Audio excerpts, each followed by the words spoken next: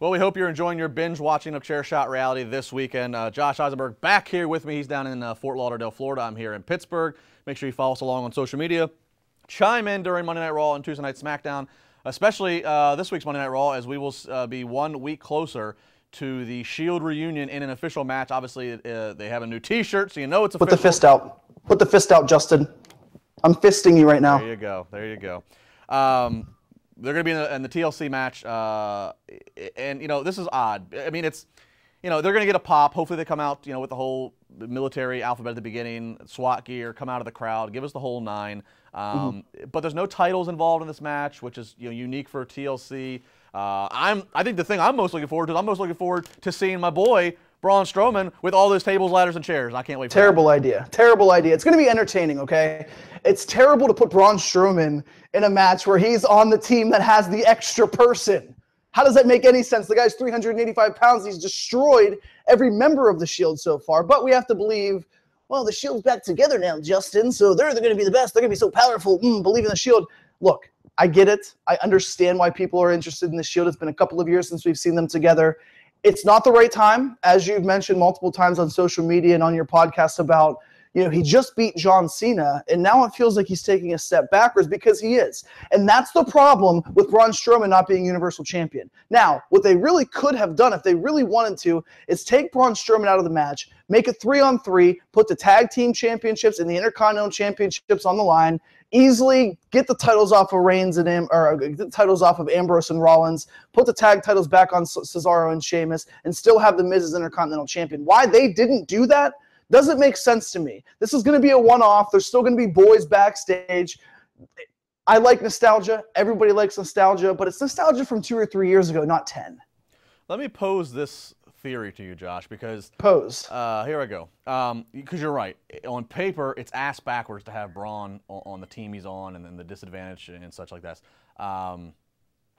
What if Dean Ambrose? What if the Shield makes it to the ring, and before we even really get deep in the match, Dean Ambrose stabs in the back? You know, Rollins did it to them in the first time when we all thought it was going to be Ambrose. So if anybody's going to do it again, and I think we all agree Ambrose needs a heel run.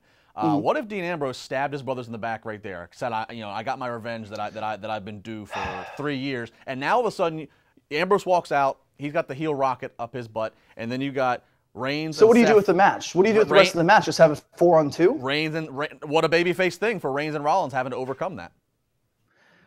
You're going to devalue the actual match itself if you quickly make Ambrose turn, because that's all that people care about is seeing Dean Ambrose turn and not getting the payoff of one match, because this pay-per-view takes up the entire card. I mean, you're going to have 2 women's matches, even though the debut of Asuka is going to be interesting. You're not going to have really any championship match outside of Alexa Bliss and Mickie James and Enzo and Kalisto, I would think. So that card is already so thin.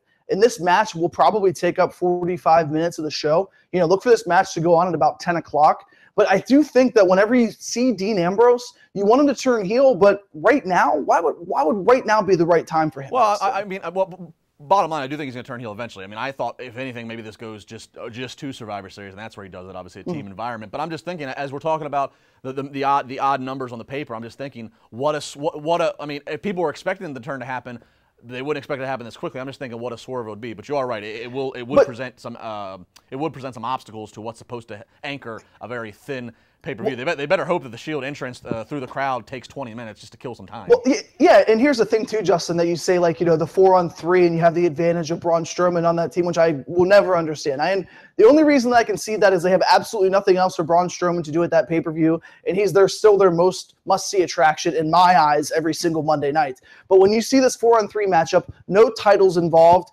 do they really think the nostalgia of the Shield is that important where if they win or lose, it's people are tuning in just to see these 3 guys? I don't think they're really ratings, you know, they're not ratings juggernauts where you want to see this, like maybe the return of DX or maybe the return of Evolution or somebody like that. They're putting so much stock into the Shield like they were the best thing that ever came about. Well, they have to out of necessity. Again, you don't have the Hardy Boys nostalgia to rely on because Jeff's injured. You don't have Brock Lesnar appearing for whatever reason. Even though I think sign Lesnar up to a match. That's what you should have done. And then after TLC Survivor Series, a lot easier to put that Shield reunion. The Shield reunion would have been so much better at Survivor Series. No, I don't disagree with any of that, considering that's where they made their debut years ago. And I don't disagree. Obviously, yeah, put Brock on the match or put Brock on the show. I mean, I think he's actually advertised the next night for Raw in Green Bay. So yeah, I don't know what the reason is there with Brock, but I mean, this is just out of necessity. They needed something for the TLC match. They meaning WWE.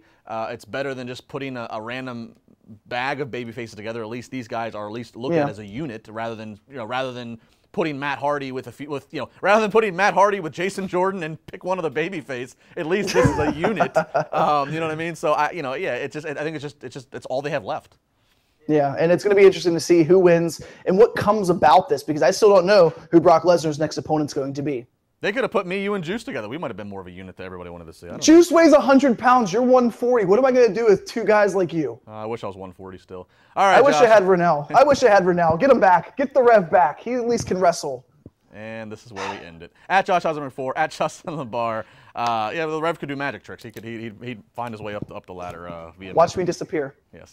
All right, that's going to do it. We hope you enjoyed the weekend. Make sure you stick to Chairshot Rally on our social media, as we will try to update you as soon as we can about what the future is and what's going to happen and where you can see us moving forward. Thanks to everybody for the support. We really do appreciate it. It means a lot in these very odd, non-stable times. For Josh, I'm Justin.